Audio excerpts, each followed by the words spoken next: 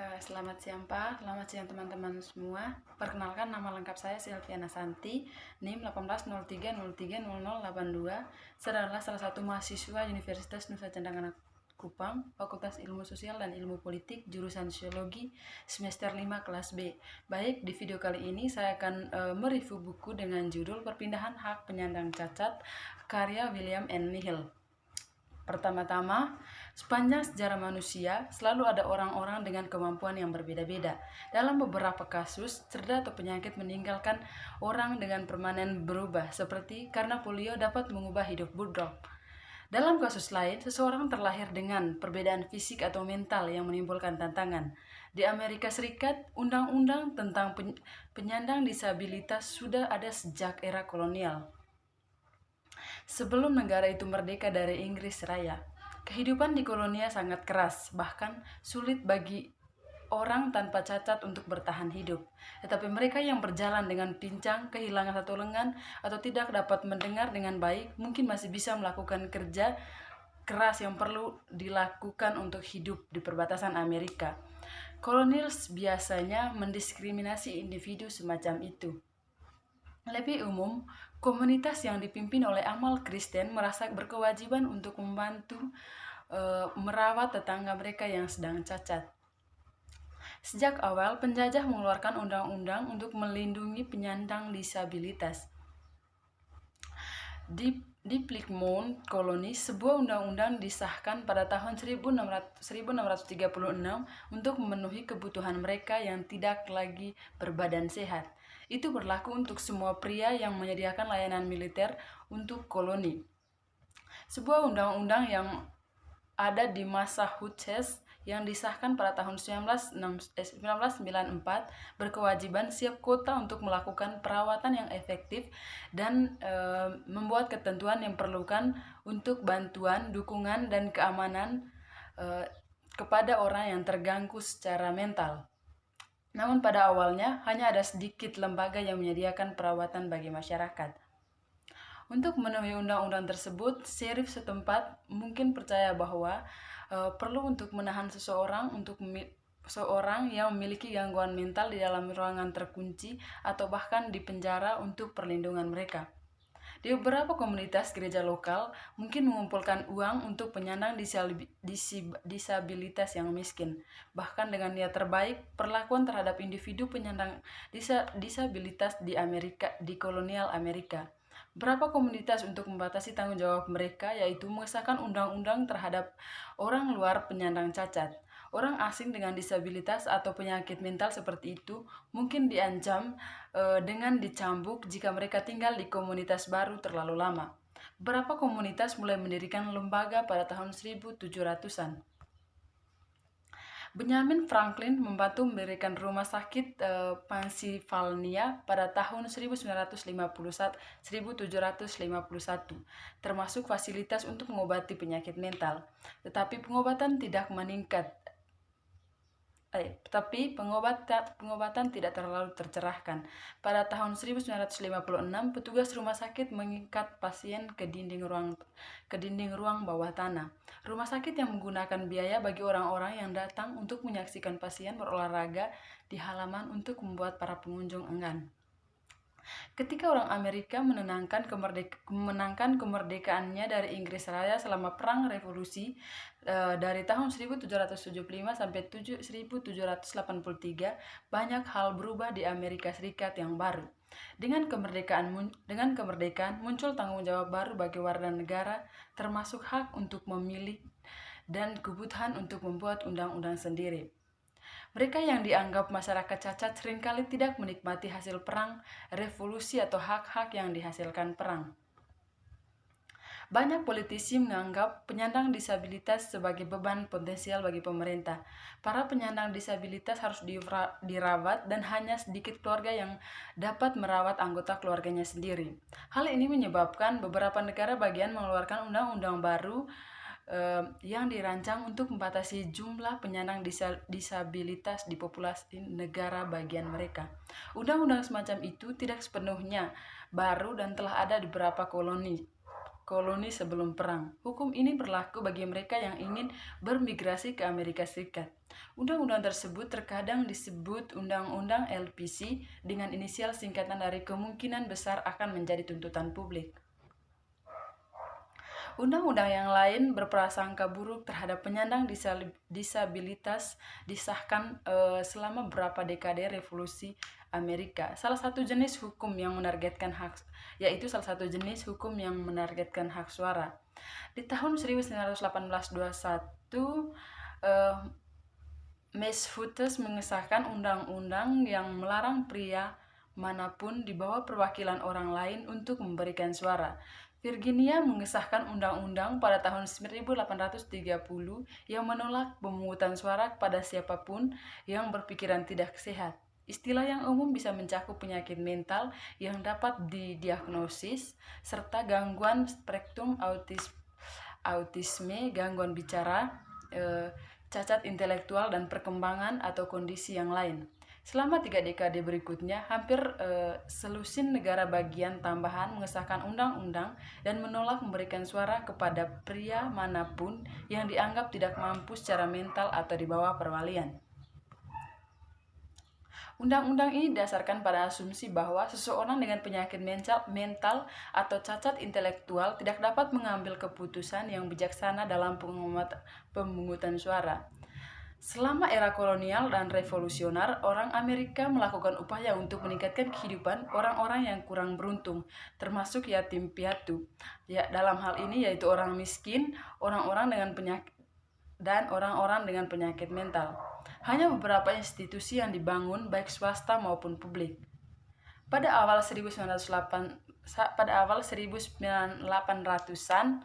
beberapa negara bagian mulai membangun fasilitas semacam itu, termasuk penjara yang diperbaiki untuk penjahat dan almous. Meskipun almous pada dasarnya adalah tempat tinggal orang miskin, namun juga menjadi tempat tinggal bagi penyandang disabilitas intelektual atau penyakit mental. Kondisi fasilitas seperti itu seringkali menyedihkan. Selama tahun 1860-an, orang-orang dari Amerika Serikat pergi berperang dengan satu sama lainnya.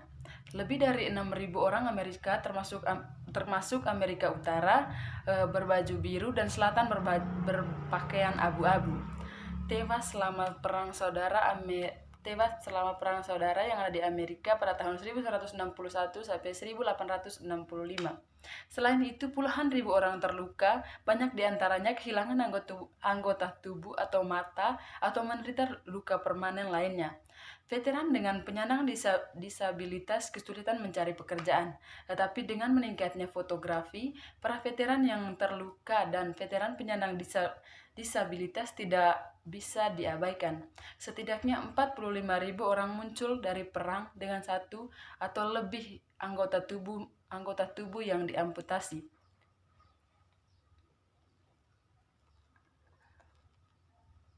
Dengan banyaknya luka dan amputasi,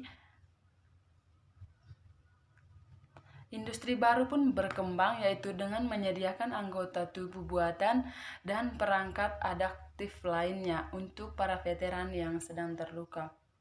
Pada tahun 1966 di negara bagian Mississippi, misalnya 20% dari pendapatan negara bagian dihabiskan untuk menyediakan kaki palsu bagi para veteran perangnya.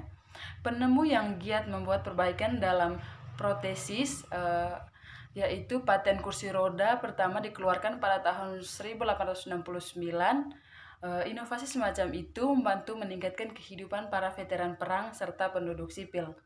Namun, dengan begitu banyak pria cacat di jalanan, kota-kota mulai mengeluarkan hukum yang buruk. San Francisco, California, dan mulai mengesahkan undang-undang semacam itu pada tahun 1867.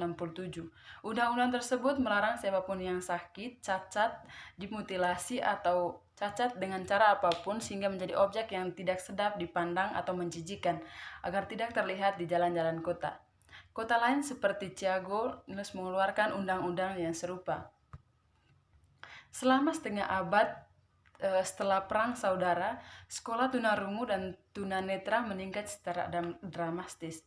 Banyak orang Amerika memberikan penekanan baru pada pendidikan selama dekade terakhir tahun 1800-an. Dan mereka yang memiliki disabilitas percaya bahwa pendidikan juga dapat meningkatkan kehidupan mereka. Pada tahun 1864, Kongres Amerika Serikat mendirikan National Deaf Mute College. Dalam hal ini 30 tahun kemudian namanya diubah menjadi Gallaudet College yaitu untuk menghormati upaya terobosan Thomas Gallaudet yang dalam mendirikan suaka Amerika untuk tuli pada tahun 1817. Pada tahun 1900-an, lebih dari 130 sekolah dan asrama untuk tunarungu telah didirikan. Selama 20 tahun pertama tahun 1900-an, orang Amerika mengalami era perubahan sosial dengan politik. Periode ini kemudian dikenal dengan era progresif. Sejumlah besar orang mendukung reformasi politik, termasuk undang-undang baru yang melindungi pekerja, perempuan, anak-anak, dan lainnya. Beberapa undang-undang progresif membantu mereka yang menderita cacat karena kecelakaan kerja. Undang-undang yang baru menetapkan kompensasi pekerja terbesar di seluruh negeri. Ini berarti mereka yang menderita luka atau kecacatan di tempat kerja harus dibayar untuk luka-luka mereka. Banyak institusi dan sekolah baru telah didirikan untuk penyandang disabilitas selama dekade menjelang tahun 1900-an. Para progresif mulai melengkapi kembali beberapa institusi tersebut. Beberapa ahli menyarankan agar lembaga disabilitas diatur secara berbeda, yaitu sebuah perubahan yang dicabut atau rencana koloni. Dalam rencana koloni, fasilitas dan pekarangan termasuk gedung administrasi sebagai pusatnya, jalan terpancar keluar dari tengah seperti jari-jari roda mengarah ke sistem kota G, yaitu setiap pondok dapat menampung sebanyak 30 hingga 40 penghuni. Masing-masing menyediakan semacam rumah bagi mereka yang memiliki disabilitas serupa. Namun rencana koloni tampak seperti langkah mundur bagi para kritikus. Lembaga sebelumnya telah berusaha untuk mendidik dan bahkan membantu transisi penyandang disabilitas kembali ke masyarakat. Pada bulan Oktober 1929, pasar saham jatuh menyebabkan ekonomi negara jatuh bebas ke dalam depresi berat. Pengangguran mencapai titik tertinggi sepanjang masa-masa sulit bagi sebagian orang Amerika, entah mereka cacat atau tidak. Sepanjang tahun 1930-an, bahkan ketika orang Amerika berjuang melalui depresi hebat, para penyandang disabilitas di negara tersebut membuat kemajuan lebih lanjut. Para penyandang disabilitas terlibat dalam tingkat aktivisme baru saat mereka berkampanye untuk pengakuan dan peluang yang lebih besar. Pemerintah akan menanggapi beberapa tuntutan mereka dengan mengubah kebijakan federal. Pada tahun 1932, negara itu memilih presiden baru. Franklin Delano adalah seorang politikus kaya di New York. Dia mengampanyekan musim gugur itu pada platform yang menjadikan kesepakatan baru untuk semua orang Amerika.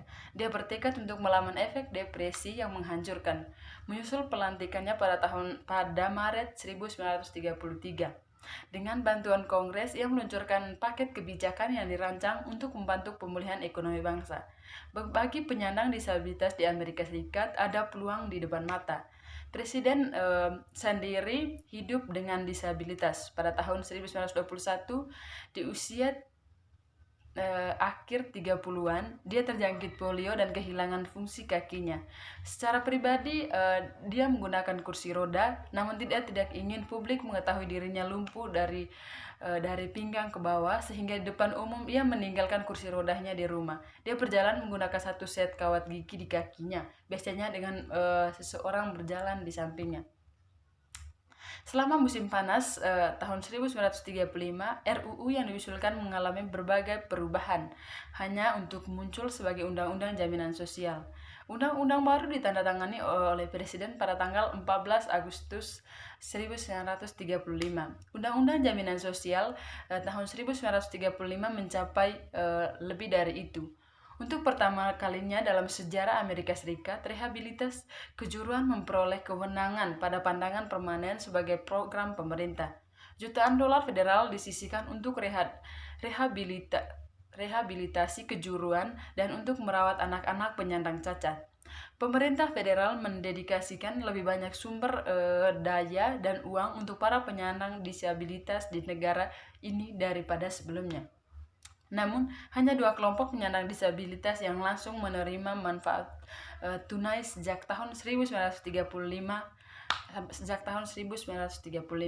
Pada tahun 1943, setelah berakhirnya Perang Kedua, jalannya gerakan kecacatan berubah secara dramatis.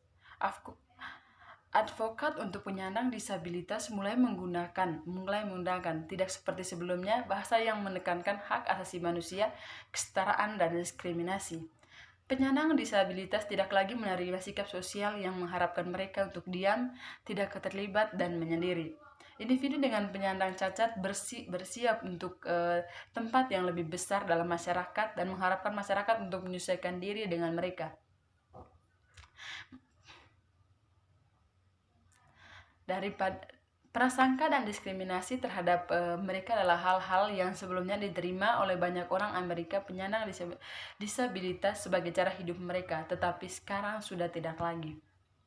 Pada tahun 2010, pada pemerintahan ke-20 berlalunya ada, Presiden Barack Obama mengumumkan perubahan dan penegakan hukum. Aturan baru telah diusulkan pada tahun 2004 oleh Presiden George W. Bush. Mereka telah memperbaharui untuk mencakup fasilitas rekreasi dan kota. Aturan baru mempengaruhi puluhan ribu badan pemerintah, negara bagian dan lokal, serta jutaan bisnis swasta. Aturan tersebut mengubah beberapa standar dalam kode bangunan, termasuk pintu, jendela, elevator, kamar mandi, dan lain sebagainya.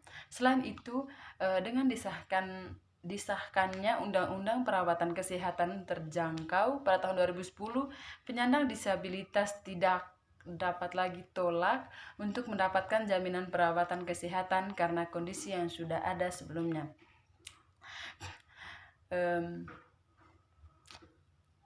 Ditandatanganinya undang-undang pada tanggal 5 Oktober 2010, hukum Rosa yang penting secara simbolis menghapus istilah yang menyakitkan, yaitu keterbelakangan mental dan keterbelakangan mental. Dari undang-undang dan kebijakan federal, sekarang dokumen federal menggunakan bahasa yang inklusif, mengutamakan orang seperti cacat intelektual atau individu dengan cacat intelektual. Mungkin itu saja yang dapat saya sampaikan. Sekian dan terima kasih.